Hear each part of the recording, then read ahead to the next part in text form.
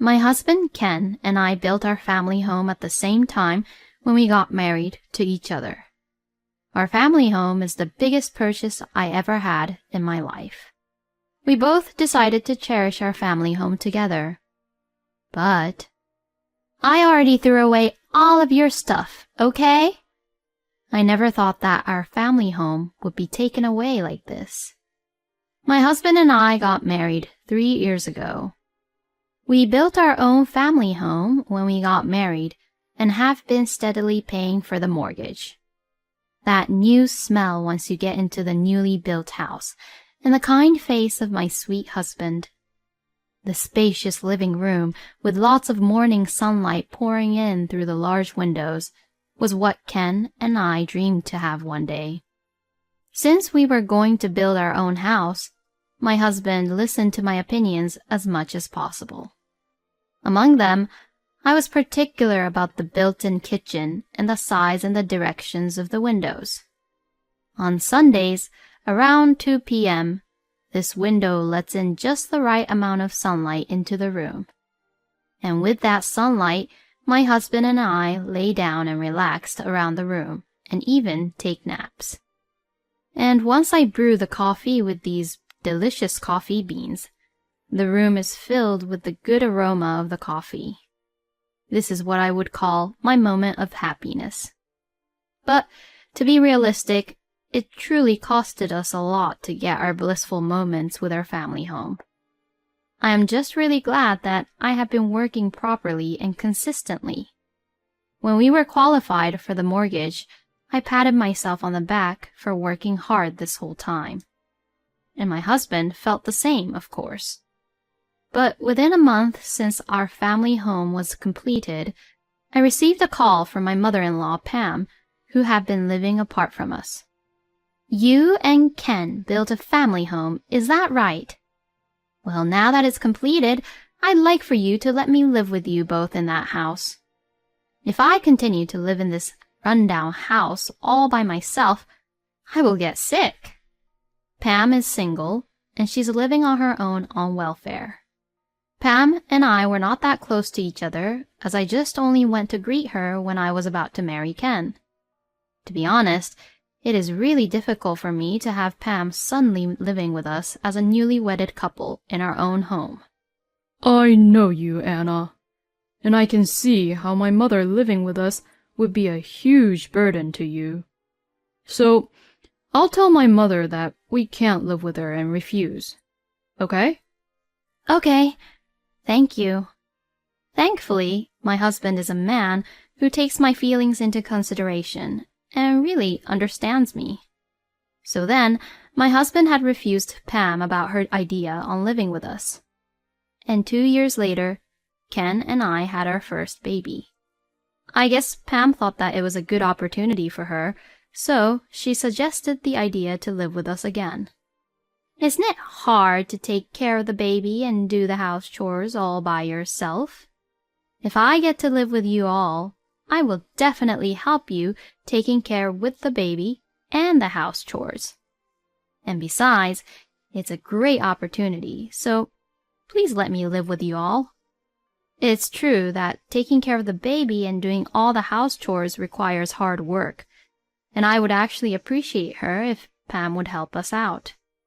Plus, I plan to go back to work eventually, and so it would be better to have more people taking care of the baby. "Well, what do you think?"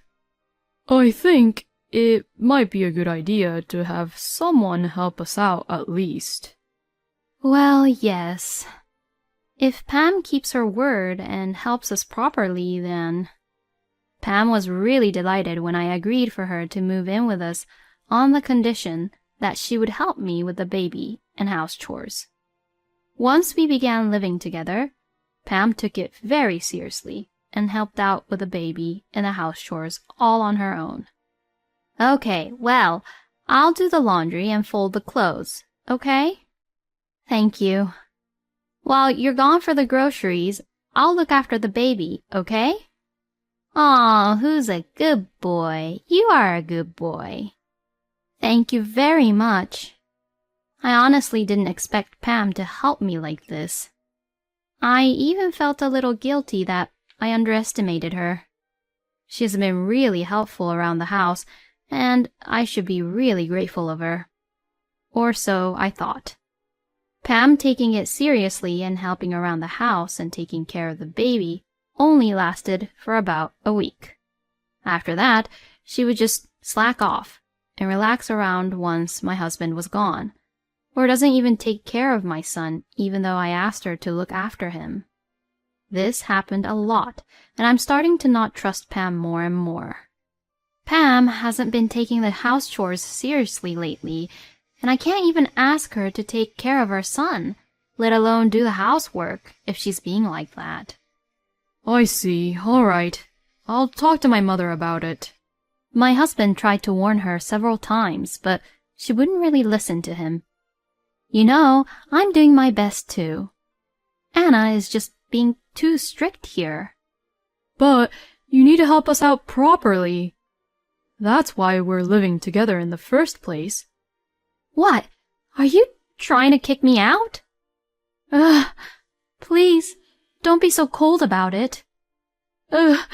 Please, don't kick me out because of this. Whenever Ken warned her, she either blamed me or cried to make him feel sorry for her. And so like that, Pam persistently continued to stay at our house. Pam, who no longer helps me raise and take care of our son properly, has also become annoyed with him gradually.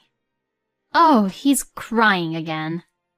He's so loud. There. Hurry up and make him stop crying already. Not only does she not take care of our son, but I feel nothing but anxiety when she is around him. Honey, I'm really afraid to let our son get close to Pam like this. I really want her to leave our home as soon as possible. All right, I understand. I'll get my mother a new place to live on her own so that I can convince her. My husband prepared to rent an apartment so that Pam would easily leave our home. Before I knew it, our living room was full of Pam's stuff. I have to hold our son all the time because it could be really dangerous if he bumps into Pam's stuff or puts them into his mouth. We have already warned Pam enough, but she still won't change her attitude. We will definitely persuade her to leave our home. When I was thinking that, oh no, he's gone. Why? Our son was missing from his room, where he was supposed to be sleeping in. I looked around in a panic and found Pam taking our son outside. What are you doing? How dare you take our son out without our permission? I just wanted to show off my grandchild a little. Do you have any clue how worried I was? If I took him out like this, people will try to maybe share us with something, you know? So you shouldn't worry that much. And you're being too loud shouting like that to me. I just couldn't believe that Pam would take our son out without saying anything to me. And it didn't even look like Pam was guilty about it at all, but instead, she got angry. Hearing the story, my husband got also furious. So, at once, we had Pam leave our home without question. 1 year has passed since then. Our son had turned 1 year old and gradually began to walk little by little. Then suddenly, my husband was involved in an accident on his way home from work one day and, unfortunately, passed away. I was at a loss of words, having lost my husband so suddenly. Why did he have to leave us? What am I going to do with my son, who's still small? Even at Ken's funeral, I was so sad that I could not stop crying. Then Pam began to talk to me. Hello. Long time no see, Anna. I never thought that we'd see each other again like this. Oh, Pam. For Pam, her own son had passed away. The grief of a mother who has lost her son must be very deep. I should not be the only one crying for Ken like this. I must be strong for him. I answered Pam, trying desperately to hold back my tears. It was really It was just really so sudden. Indeed. So, since the family house belongs to my son, I'm supposed to get it, right? Huh? Then, could you leave the furnitures too? Excuse me? What is she even saying? I thought we were both grieving the loss of our beloved. But then she started talking about the house, the furnitures, and other things that didn't make sense to me at all. I was just so confused by Pam's words. And even if she said that she would take the house, it costed about $500,000 to build it. And there's still the mortgage, which needs to be paid. Even if that's true, what about the mortgage? Oh, well, you are going to pay that, right? Excuse me? What in the world is she saying? I can't believe that Pam would even bring it up at Ken's funeral in the first place. I'm not sure that I want to talk about that right now. We're at Ken's funeral after all. But it's very important that we talk about this anyways. But now's not a good time to... Anyways, I will get the house, right? How could she be so obnoxious? Pam seems to want to get a clear confirmation from me that I would give her our house, but I was being so sad about Ken, and I was getting so fed up of Pam being like this. That's it. Enough, Pam. We are at Ken's funeral. If you continue to be like this at the funeral, please leave immediately. When I said that strongly, Pam became silent and left my side. What was she really thinking when her own son had passed away? Sometime later, after all the funeral, cremation, and such were over, I was able to calm down for the time being. I can't stay sad forever. I have to do my best and work hard to make a good living for my son. So, I left my child at daycare center and returned to work. My days were very hectic with work, house chores, and taking care of my son. Then one day, when I returned home after picking up my son, I saw all of my belongings being left on the garbage dumpster near the entrance. What is the meaning of this? My clothes, desk, and work things were all piled up in one big dump. But upon looking closely, it seems that my expensive clothes, my expensive accessories, the TV, the huge fridge, and so on, weren't taken out as a garbage. Oh, what a great timing. You live here, right? Well, the cost of this move is... Huh? And then the mover who was there talked to me and charged me a fee for something I couldn't really understand what was going on. Once I listened to what the mover was saying, I found out that Pam was the one who had hired him. What is she trying to do? Was Pam in my house right now? I tried to go inside, but for some reason the front door would not open. Don't tell me that Pam has even changed the locks already. Maybe Pam had somehow gotten my house key when I was just being too busy with Ken's funeral. I immediately called Pam. What is the meaning of this, Pam? How dare you come into my house without any permission and throw out my stuff without even asking me? What's so wrong of me for taking my own son's stuff? You're not a family anymore, so get out. I beg your pardon? Ken is not here anymore, so you're not a family anymore. Get out before I report you for trespassing.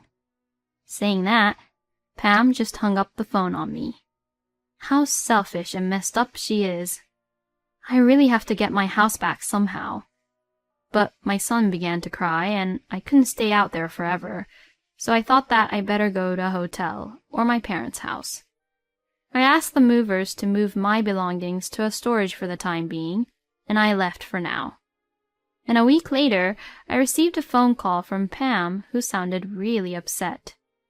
Hey, the police came over here and it looks like they're trying to make me leave the house. Please do something about it. How could she even say such a thing after she was the one who kicked me out? Pam was being too selfish. Even if you say so, I am not your family anymore, since I've gone through post-mortem divorce settlement. What? Post-mortem divorce? Yes, it's a procedure to terminate the relationship between myself and the relatives of my deceased husband. What? Since I am still Ken's spouse, I will inherit the house. But I have cut ties with you, and I have no obligation to have you living in my house, nor do I owe you any support. Huh? You know that I literally have nothing, and yet you're kicking me out? Yes, I did so as you wish, since I'm not your family anymore. But I took care of the baby. You're so ungrateful, and you're just really so cold and strict. Pam didn't sound like she realized what she was doing was wrong, but instead, she got angry. It's not like she didn't take care of my son much, so I really don't owe her anything. Well, this is the reaction I expected from her, though. If you say that, then I have no choice. You can live there if you want. Oh, really? You said that I can, right? I can really continue to live here, right? Yes, but instead, please pay the mortgage for the house as a one installment. Excuse me? You don't really have to pay the mortgage, which has already been paid for up until now. You only need to pay for the remaining mortgage. You should know, though, that it's a lot. What the? How could I possibly pay the mortgage on a house that has only been built for 3 years and for one installment?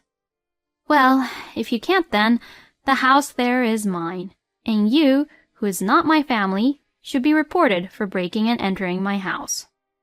I told her so and hung up the phone. By the way, since we had insurance, I didn't have to pay for the mortgage anymore when my husband passed away, but I don't really have to tell Pam about that. A few days later, I finally got back into our house. But it was a mess. The furnitures were damaged, and my clothes were all messy too. I took photos of each and every one of them and documented them, along with how much it all costed when I was kicked out of the house from Pam a few days ago. But even if I file a claim, there's a good chance that it'll be overlooked because Pam definitely would not be able to pay back all the money. But if Pam does anything to me in the future, I will be able to use this to make her shut up. She then contacted me asking me to pay her $1,000 fine for trespassing, but of course, I ignored it.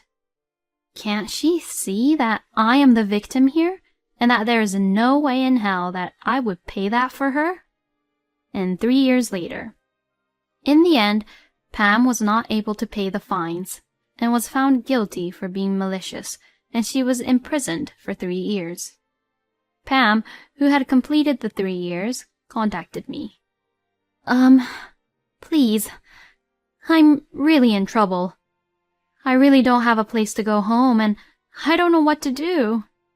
She seemed to be using a payphone, probably getting money from random people to make calls, since it would hang up a few times while she was talking. In the end, it seems that what she is trying to say is that she has no home to go back to.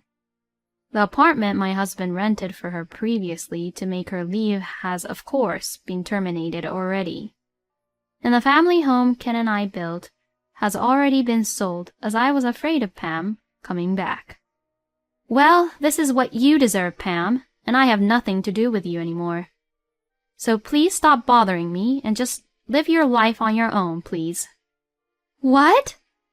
I told her so and hung up the phone on her. Then I set up the phone so that Pam would not contact me. So that was it for Pam, who has no will to live her own life on her own. I will make sure to raise my own son so well that he could live strongly all on his own.